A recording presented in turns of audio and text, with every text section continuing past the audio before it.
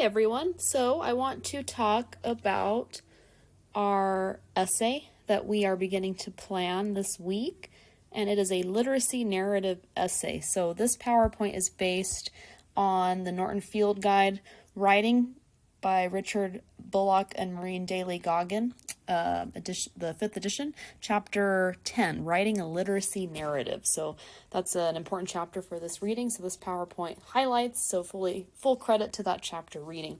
How to write a literacy narrative, because the literacy narrative essay is the essay that we are beginning to plan and think about this week. So first, when you think about the word narrative and what is a narrative essay, a narrative essay tells a story, a particular story, so it's a little more creative in nature, tells a creative story to your audience. Often it's written from the writer's perspective. So you are the writer, and the story you're telling is from your perspective, the writer's perspective.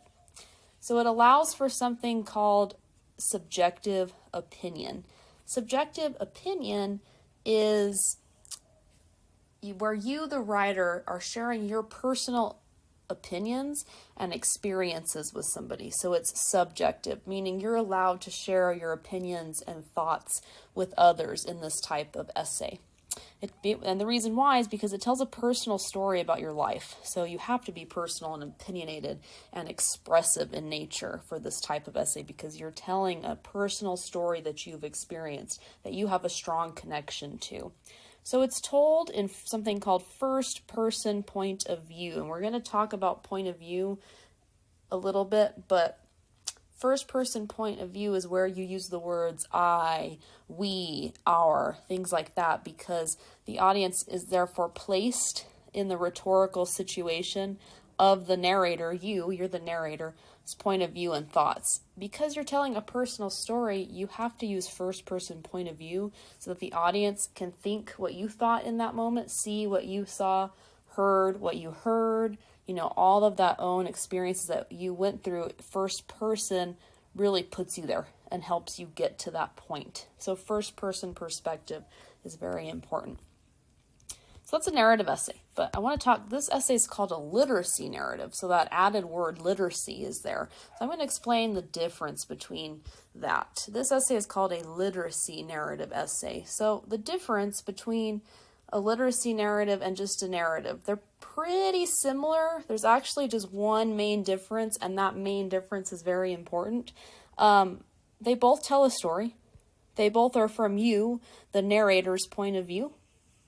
They both place the reader into the rhetorical situation. The reader was not there. You want to assume the reader was not there with you in this moment in time that you're writing about. So you're helping the reader picture this moment, everything about the environment and the experience. So you're placing them into that moment, and you're not in that moment anymore. You're writing about something from the past, so you have to think back to that moment as well. So that's why it's called placing yourself in a situation.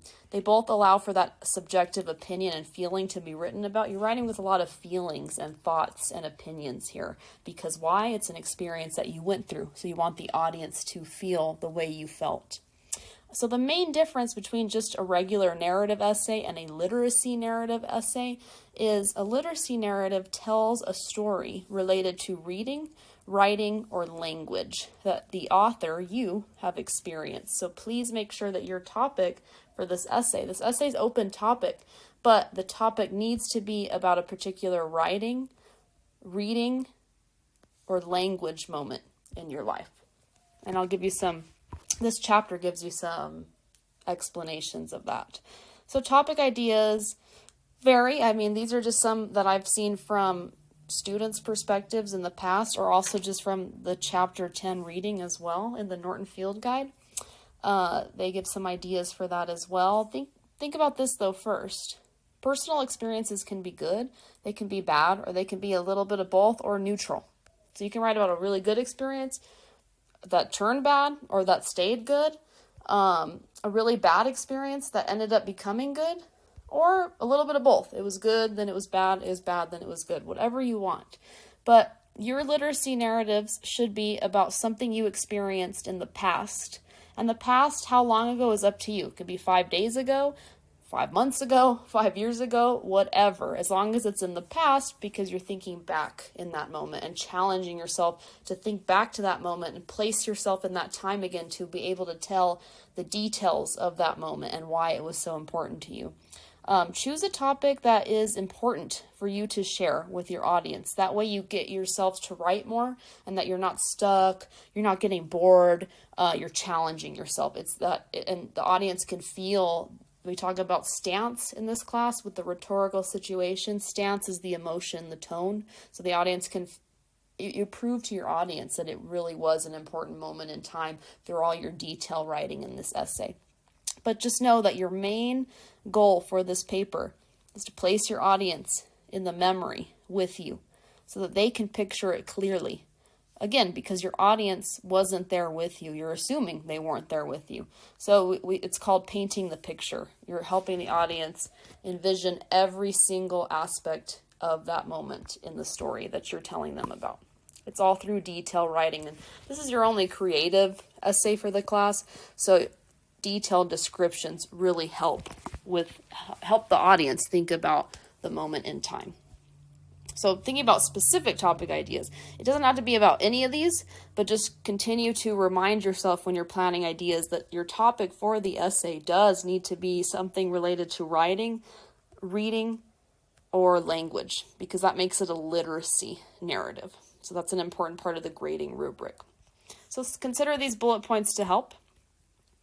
Maybe you won an award in school for a writing contest. That could be a really cool story to tell, and it's a particular moment. You want to choose one particular moment in time, meaning not too long of a time frame.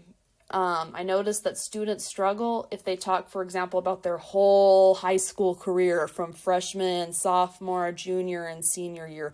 That's way too much. And you may think that it helps you write more if you cover that long of a time span, but you end up skipping important information and you don't get really into the detail of the moment. So you don't want it to be a really long moment in time, is my advice to you. Another topic, your favorite childhood book, why it made you love reading. Or maybe you hate reading, but there's just this one book that you love from your childhood. So that works together with both of them. Your favorite childhood book that caused you to love reading, or you hate reading, but there's just one book in your life that changed your opinion, or it's the only book you like to read, whatever you think. If you've ever had to take a writing test, whether it was like a state type of exam that you had to take in high school or middle school or elementary school, or maybe an English class, you had a stressful test that you had to take. I have test anxiety, so that's something that I can relate to for a topic. How you prepared for a test and what the outcome of that test was. This is a really wonderful topic as well. If you know more than one language, or if you just know one language and just you remember learning it as a child and how difficult and challenging it was. Learning a new language and adapting to your environment that expected you to perfect that language is also a wonderful topic as well. Maybe a horrible English teacher of your past. I hope that didn't happen to you, but I think we can all relate that we've had a teacher that stressed us out in the past. Just remember that you want it to be English teacher because this is a literacy narrative. Or if it's not a negative experience, a really awesome inspirational English teacher from your past that you'd like to write about. That works as well. If you're not sure for your topic, a good way to start is to answer these questions. First of all, do you want to write about a particular moment in your life about reading, writing, or language? Just choose one of those, again, so that you can be really focused. You want your topic to be focused and narrowed and not cover too many different topics because it doesn't become a universal story. It skips around too much. Once you decide on reading, writing, or language, ask yourself what your opinion, think about that subjective opinion, what is your reaction to reading or writing or language? Is it a good experience, a happy experience, a negative experience, or a little bit of both? Maybe it started out really negative and now it's becoming it became a positive experience. Think about that too. That can help you brainstorm a little bit. Last is your story about why you love reading, writing, or language, or hate it.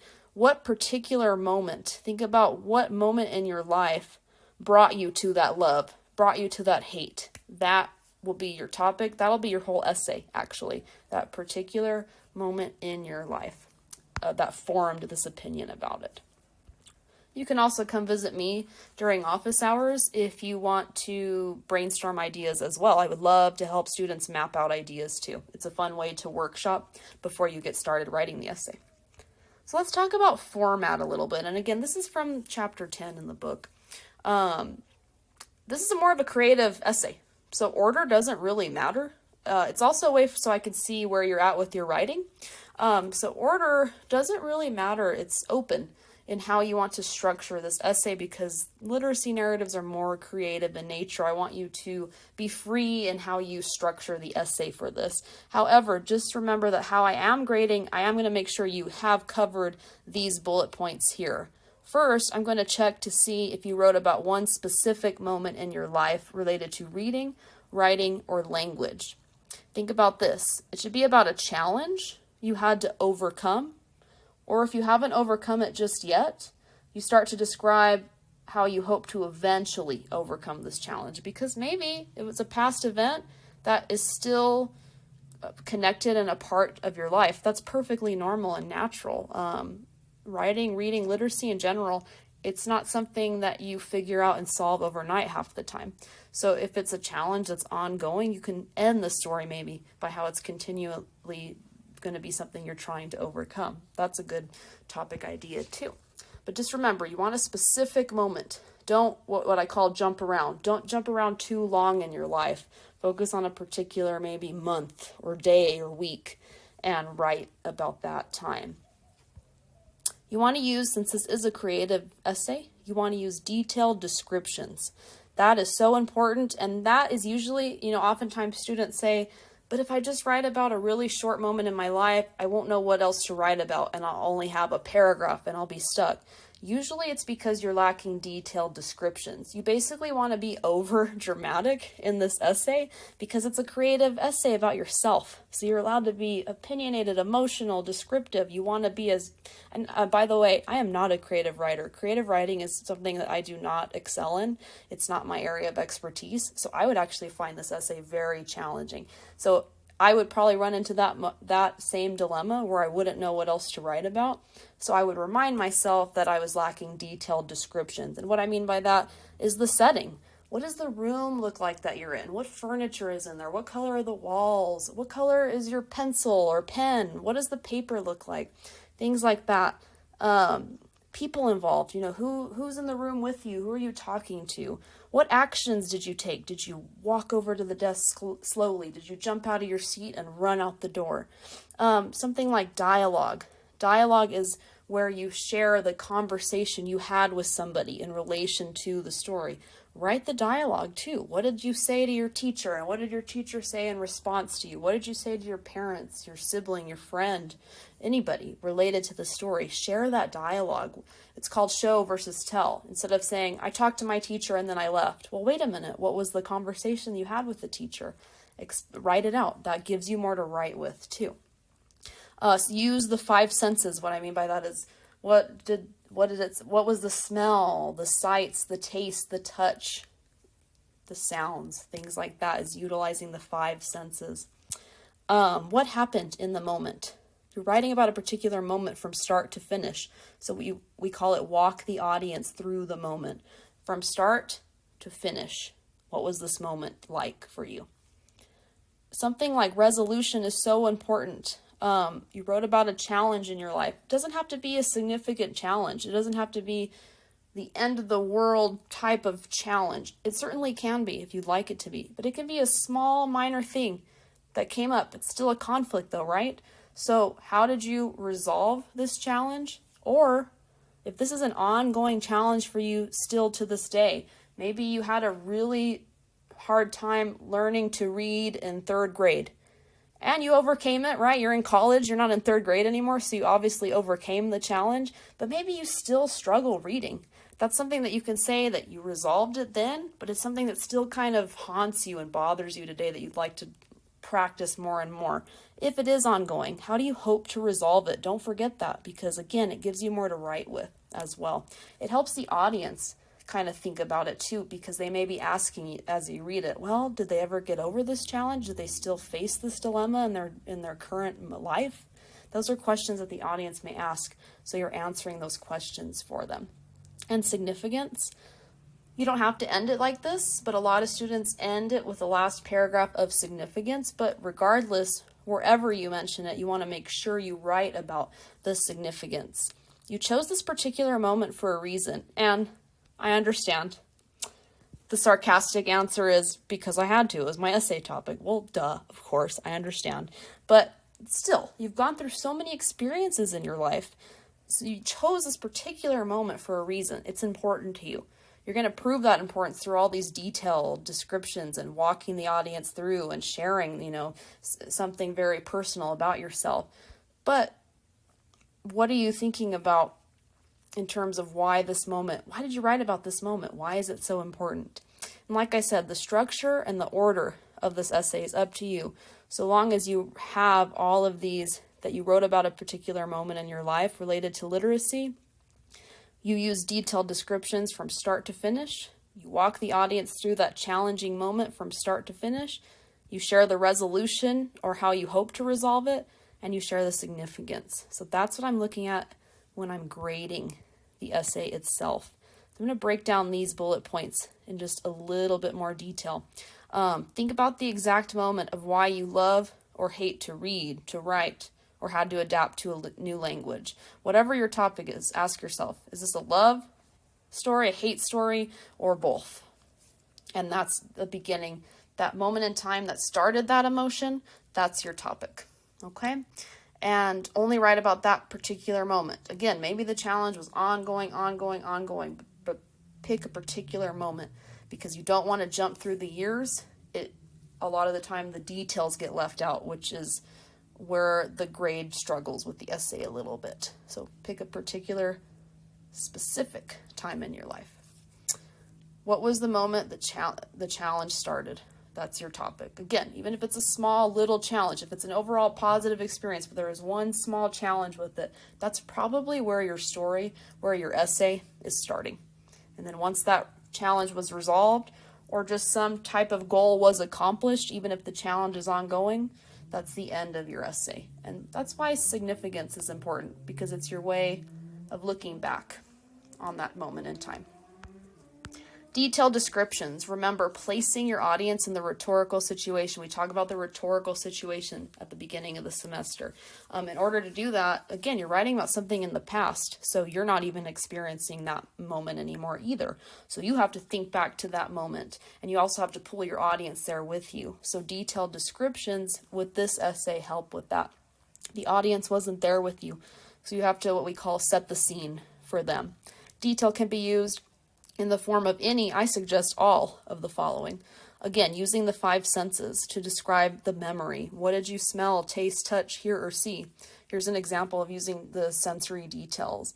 The fresh smell of lemon made the corners of my mouth turn, and I thought about being 7 years old again on a hot summer day, selling the sweet, acidic drink to all my neighbors. If you've ever had lemon before, it's sour, so I want to, instead of just telling you that it tastes sour, I explain what it feels like, what it tastes like, maybe even what it smells like. So that's using the senses. Use something called dialogue. Is there a conversation you'd like to share? Dialogue helps the audience situate themselves in the moment too, so that they understand what the conversation was like. Here's an example of dialogue. My friend looked at me, smiled, and said, quote, remember, if you're using dialogue, use those quotation marks right here because it indicates that a conversation is happening. And said, quote, I can't wait for the adventure that awaits us, end quote.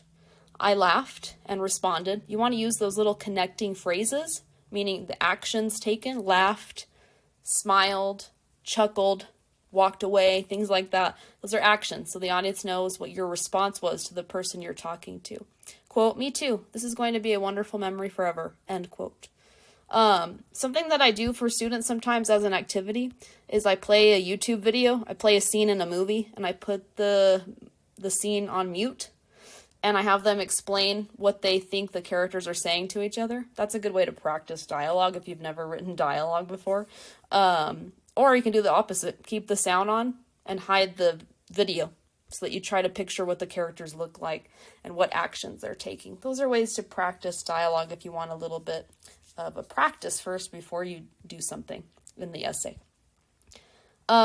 Specific examples are ways to use detailed. Numbers, dates, locations, ages. These are all specific, helpful examples. How old were you? What was the name of the school if it's related to school, or the event, or the location, the city, the state? Anything like numbers helps with that.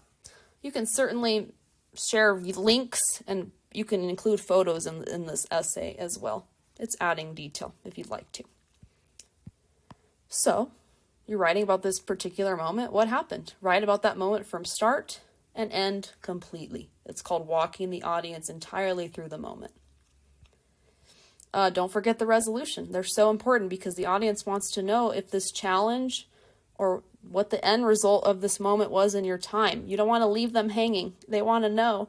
It's a question that they're going to ask. They want to know if this conflict was resolved. If it was resolved, write, using detail, of course, about how you resolved it. Don't rush through the resolution. The story will end too quick. It's kind of like, and then I passed the end. Okay, thank you for your time. You don't want to end it too quick. What was your reaction at the end of the resolution? Use those detailed descriptions to write about how you overcame the problem. Maybe you overcame the problem. You're here. Something good happened that brought you here. But maybe this is still an ongoing type of challenge that hasn't been resolved.